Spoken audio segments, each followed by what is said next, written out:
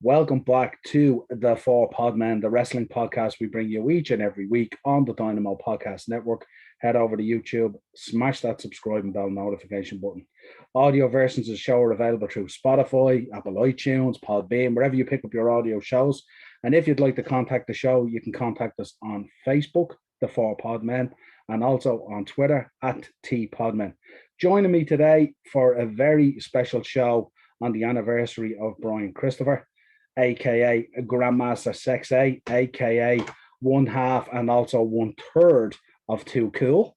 I thought I'd bring on Mr. David Cullen from Wexford, who to me is the biggest Too Cool fan. To have a quick chat about Brian Christopher's career. Absolutely. Nice. How's everything down in Wexford? It's going good. Yeah, weather could be a bit better, but it is July after all. It is what it is. It is what it is.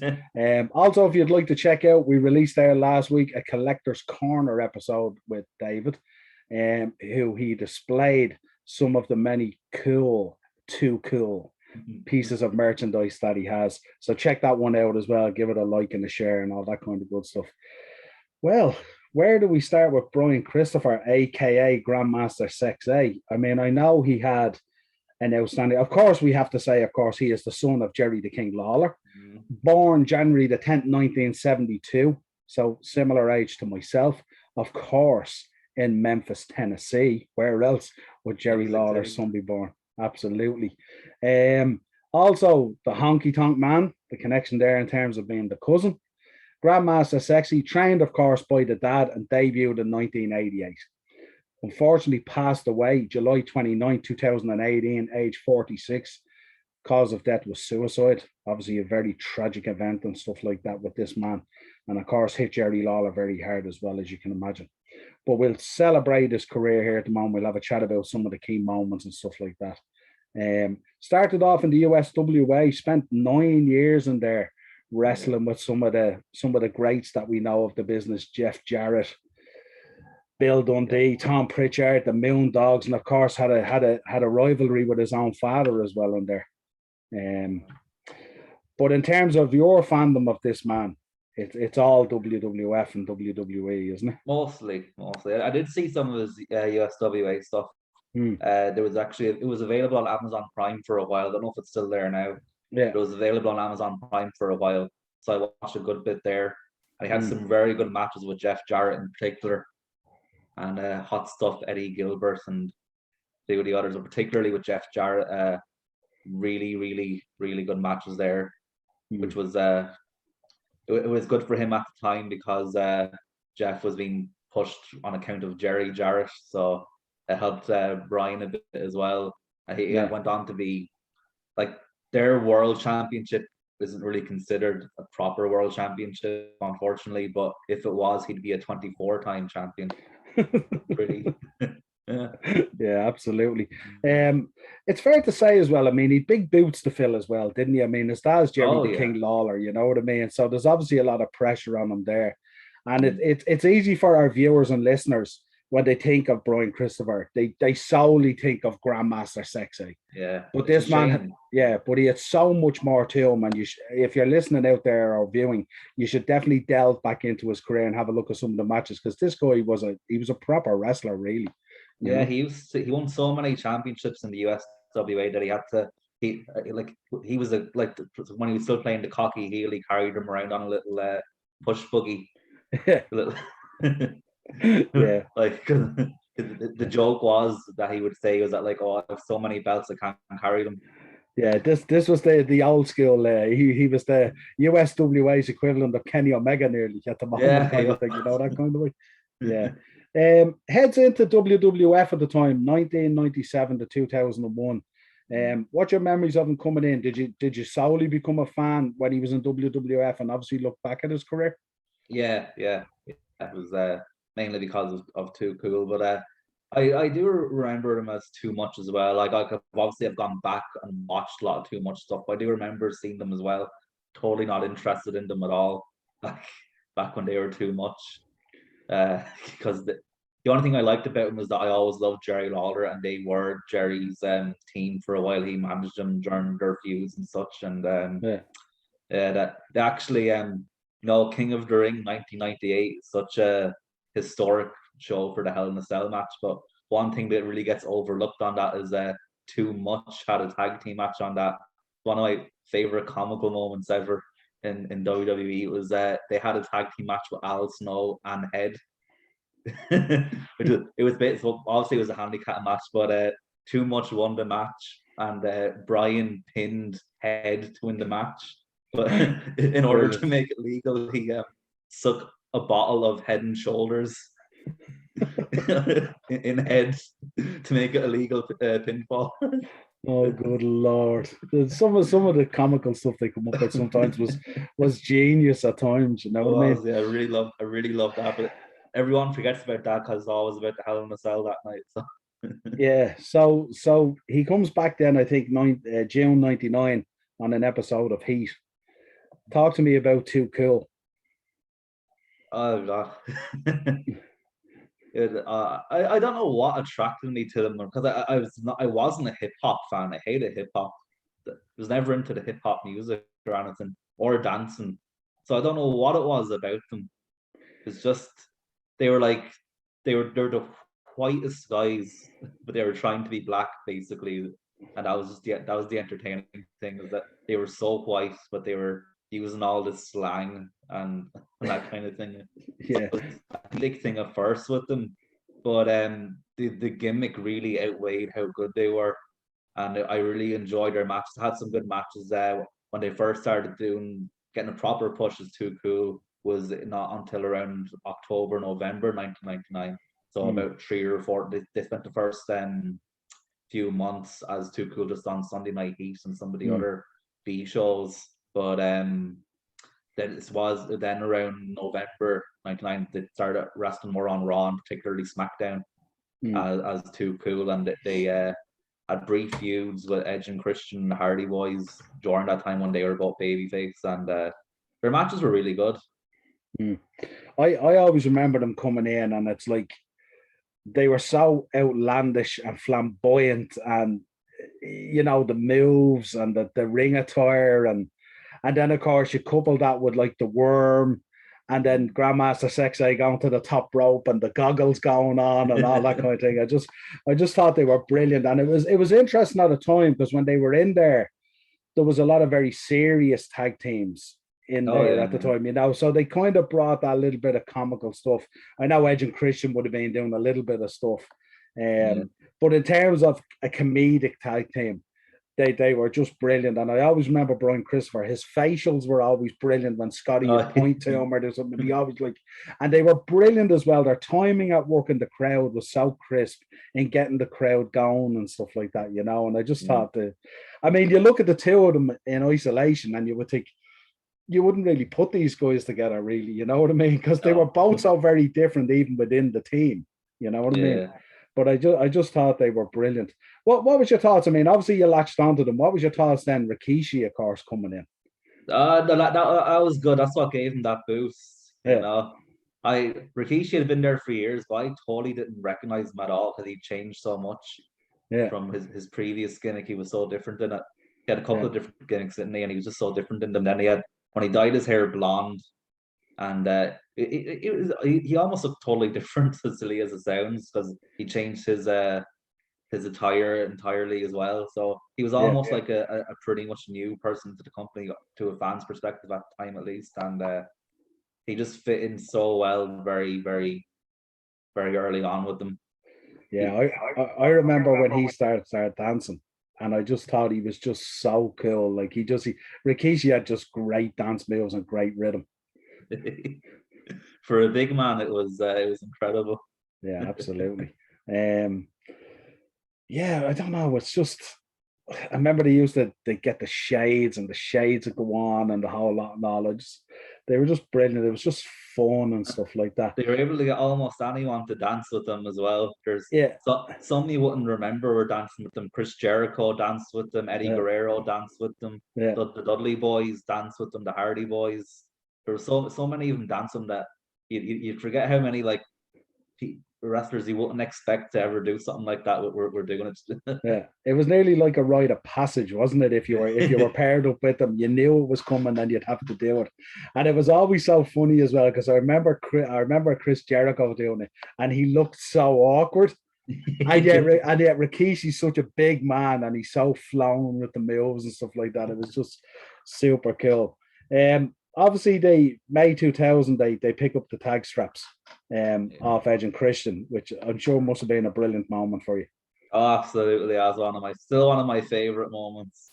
I watched that on the network several months. I say that and in the Royal Rumble 2000 are two of my most watched things on the network. Not just involving Too Cool, but for anything. Yeah, and then they had some interesting feuds as well during the McMahon Hemsley era. Yeah. That was a big thing for them. They had one of their best matches during that time as well.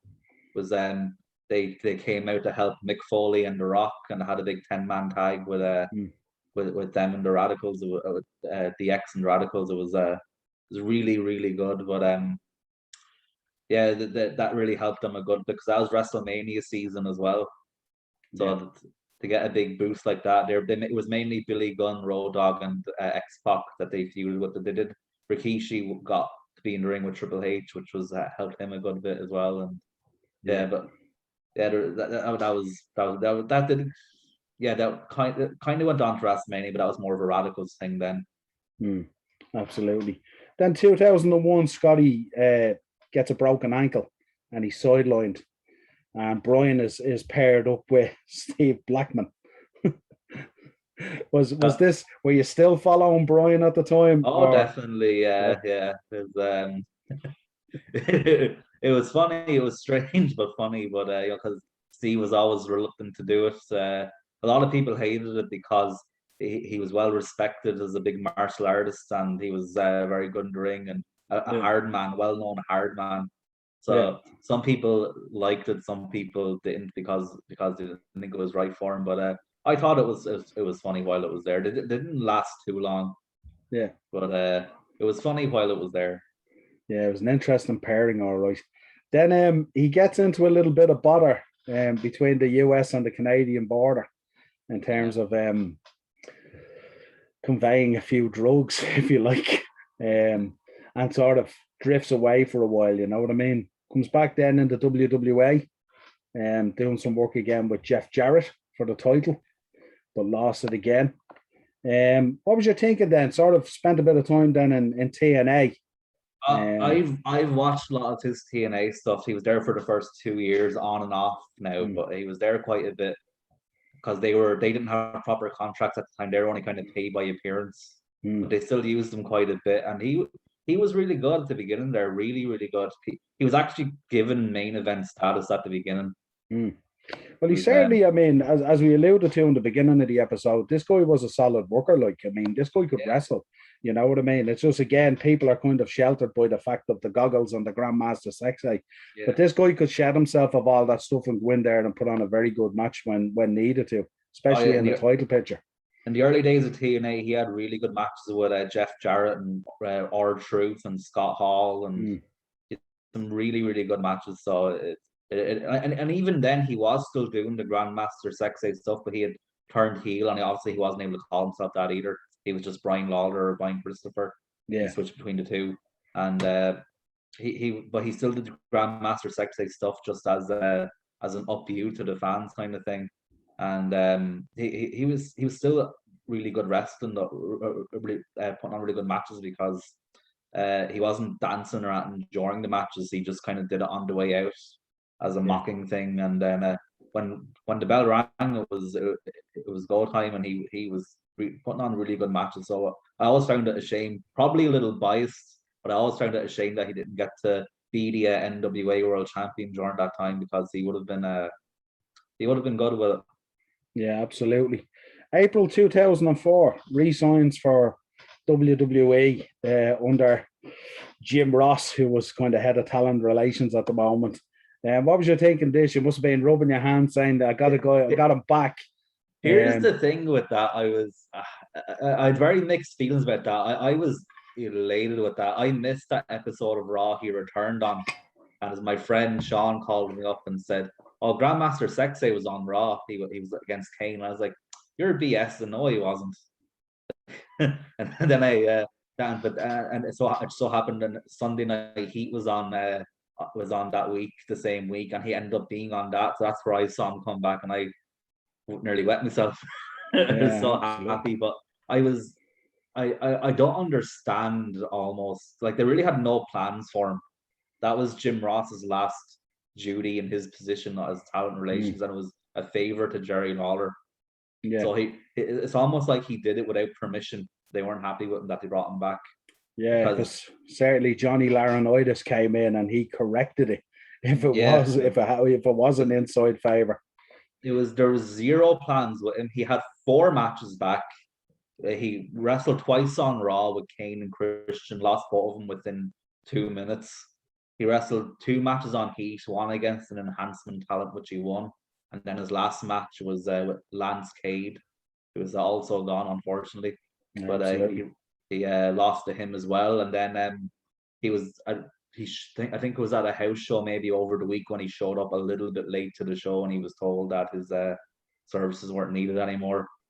Yeah. He was told that the reason apparently was that because he had showed up late once or twice before that, and I think some people like suspected he might have still been using. I don't know if that was true or not, but that was the reasons he was told. But most of his figures because they had zero plans for him. But that always really bothered me because at the exact same time that he returned in April 2004 on Raw, over on SmackDown, Rikishi and Scotty 2 Hotty were not only together, but they were the tag team champions.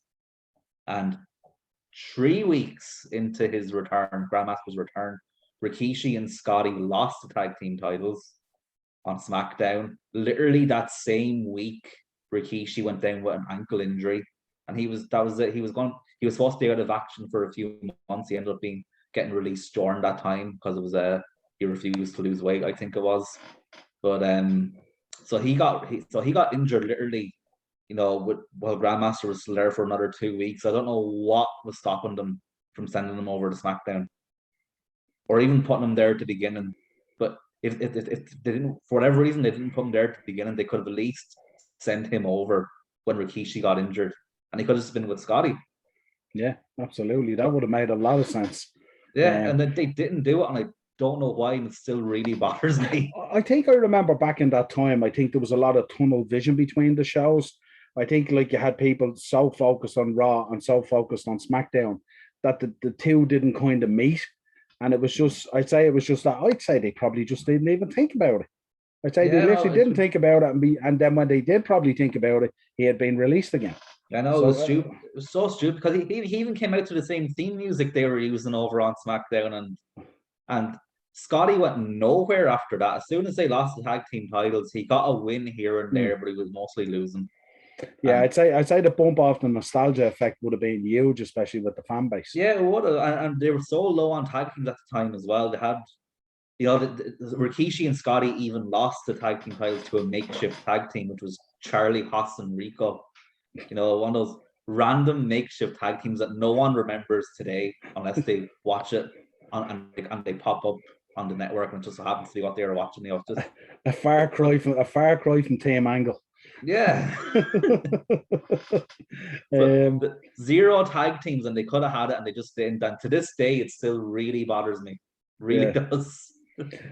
Talk about the return when he came in, the heel turn where he came in with Cole and the dad. And I remember the Charlie Sheen line. Yeah, I remember that so well because I was still in school when his return happened. It's my final year of school, so I had exams and all coming up. This was WrestleMania time, close to when the schools were out and all that, especially when it's your last year. So I wasn't watching Raw live at the time. I had to be in for school, of course. But for whatever reason, I decided to get up that night and watch a bit of Raw because I couldn't sleep. When I turned it on, it was already over an hour into the show. So Grandmaster was actually in the ring right when I turned the television on. I got a huge shock, like what the hell's going on here? So I missed his initial entrance, So wasn't until after the show I found out that when he came out, you could hear a pin drop. So which I was very sad to hear that. Like, not being biased either again, was just I mean, he was in one of the most over acts of wrestling's most popular era. And when he comes out, granted it's 10 years later, but when he comes out, it's just nothing. I mean, like, people were saying like, oh, he must have been so embarrassed. Like, it's not him that should have been embarrassed. The people there that night should have been embarrassed for not making a little bit of noise for one of the most popular performers of the most popular era in wrestling. Yeah. And other than that, though, I thought he would have been a good addition to the feud, because obviously Michael Cole wasn't a wrestler, and he was going to be having this match with Jerry Lawler. So I thought maybe they could have done something a bit more with Brian. Maybe they planned to and they just didn't because of his bad reception. Yeah. But yeah, no, go ahead. Go ahead. This was when this was the peak of Charlie Sheen, Tiger Blood winning and all that. So of course he threw out that line written in reference to Brian's problems with drugs and alcohol, which was it was a little bit funny considering it was his dad, but it was a little bit sad at the same time. It was like, well, that's real.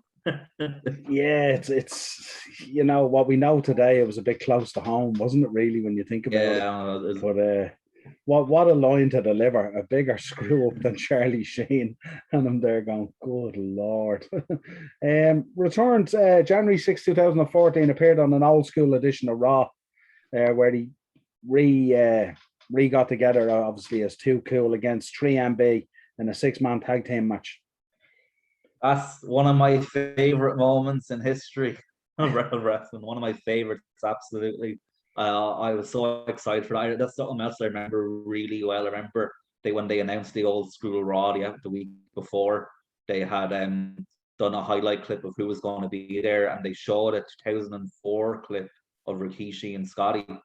So like, I was really excited for that. But I kind of figured off, since they went to such an obscure kind of clip from then, I was like, oh, Grand Master's probably not going to be there. So it wasn't until a couple of days later then one of the wrestling sites reported, oh, Brian Lawler has been added to the show. So I got so excited, and then when it happened, I was just so happy. Again, it was one of those nights where the crowd was decent, probably could have been a little bit better, but I was still so happy just to see them win even. Yeah, I kind of missed 3MB, do you? Because they were kind of just a bit sort of like, they were kind of a bit funky and stuff, you know what I mean? It was just fun, like, you know what I mean? Yeah, absolutely. Also returned February 2014, NXT Arrival, where they had a tag match against the Ascension. That was completely out of the blue. I loved that as well. Watching it live, it was completely out of the blue. Which is those returns that you really love. It was really random. It was obviously just a one time only thing, because they didn't have any other tag teams at the time. Because the Ascension got treated so poorly on the main roster that you'd forget they were so excellent in NXT and so dominant. They got to the point where they just ran over everyone, and that they just brought them in Too Cool in as a little attraction piece to put them over even more. And that's just what it was. But I still enjoyed seeing it, you know. Yeah. I remember very clearly as well, Scotty Too Hottie was completely bald. Yeah, absolutely, yeah. Which was so weird, because we're so used to the hat and the hair and all the stuff now, you know. Yeah, you're right. He's getting old. Yeah, you would forget about the Ascension, weren't they? They were so good in NXT, and then came up onto the main roster. I mean, they obviously learned from that experience and how poorly they did that transition, because these two were a fantastic tag team at the time. Ends up in prison, you know. We're coming, and you know, a lot of issues with his demons and stuff like that. Ends up in prison and commits suicide, you know. And of course, they find him, try to resuscitate him. They have him on life support, and of course, Jerry has to go and make that terrible decision that the thoughts of any father having to make that decision about their son, to switch off the life support machine, and Brian passed away. What was your mood or thinking at that time? I mean, when you heard the news about this.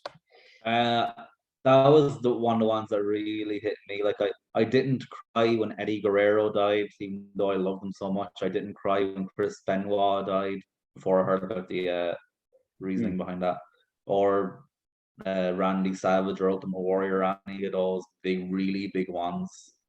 I did shed maybe a little tear too for Roddy Piper and Dusty Rhodes.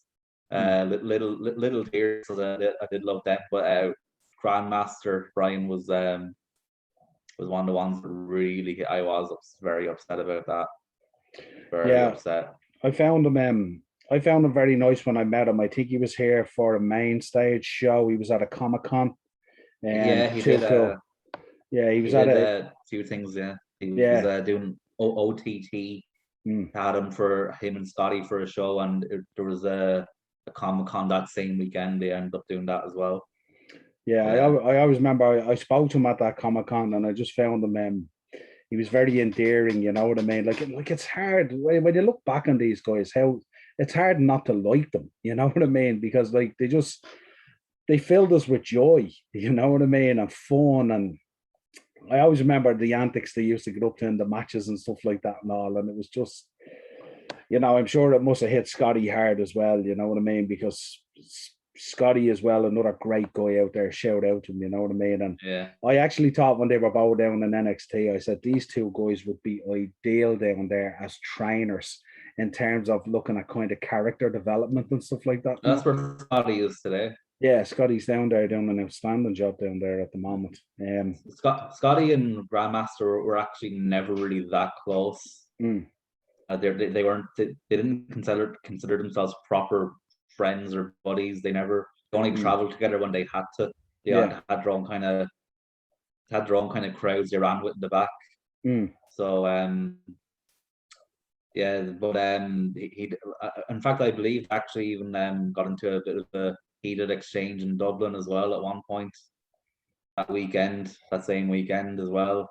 There was a few eyewitnesses reporting that to the sites at the time. Yeah, the usual websites, but there was also rumors of an additional hotel room having to be booked for OTT, I believe, wasn't it? Yeah, I think it was. Yeah, where these guys needed, let's say, their own space. Yeah.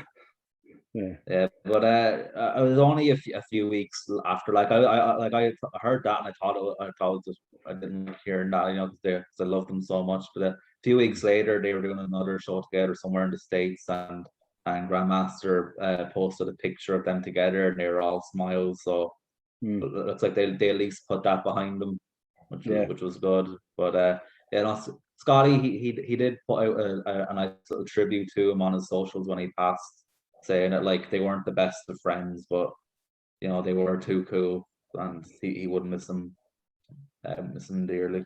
Yeah, absolutely. Any other matches stick out in your mind that we haven't mentioned, or? He as I said, the USWA matches with Jeff Jarrett are well worth a look if you can find them. I don't know if they're still on Prime, but if you have Prime, they might still be on it. Maybe, I don't know. But in WWE in 1997, he was brought in to help the light heavyweight division, and they had a tournament for the first champion, and he made it all the way to the finals. Had a great match with Taka Michinoku, and he had some good matches along the way. He was really well fitted in the light heavyweight division. Some very entertaining matches there, especially Taka Michinoku, and for a tag team for Too Cool, there would have been so surprisingly now the Radicals found their niche with Too Cool. I mean, like obviously Chris Benoit and Eddie Guerrero are better remembered for, you know, a lot bigger and better matches with the Brock Lesnar's and Triple H's and Kurt Angles and all that. But surprisingly, Dean Malenko and Perry Saturn had their best matches in WWE with Too Cool, which is it's almost surprising, because like Dean Malenko, you know, was at one point considered the best wrestler in the world pound for pound in the mid-90s, So when he finally gets to WWE, there he is having his best matches with Scotty Too Hottie and Grand Master Sexay instead of who you thought it would have been, you know. So the matches Too Cool had with Radicals in March and April and May 2000 are well worth a look. And WrestleMania 16, No Way Out 2000, and matches throughout Raw and SmackDown during that period with the Radicals are really well done. As short as they often were, you know, they can make a really good match out of 5 and 6 and 7 minutes as well. Yeah, absolutely. And as I mentioned earlier, then his matches in TNA in the early days with Jeff Jarrett and Scott Hall and R-Truth and a few others, they're all they were really good, really entertaining. So yeah, brilliant. Well, as always, a pleasure having you on to take a look back at such an outstanding character as Brian Christopher, Grand Master Sexay. We salute him obviously on his anniversary. And Too Cool, of course. Shout out to Scotty and Rikishi, of course. Absolute pleasure having you on, as always. We're going to be doing a lot more of this. There they are. But if you want to check out the episodes, of course, Dynamo Podcast Network on YouTube. Audio versions of the show are on Spotify, Apple iTunes, Podbean, wherever you pick up your audios of the show. This has been your 4 Podmen look back at the career of Brian Christopher, Grand Master Sexay. David, it's been an absolute pleasure. Cheers for coming on. Problem. Too cool.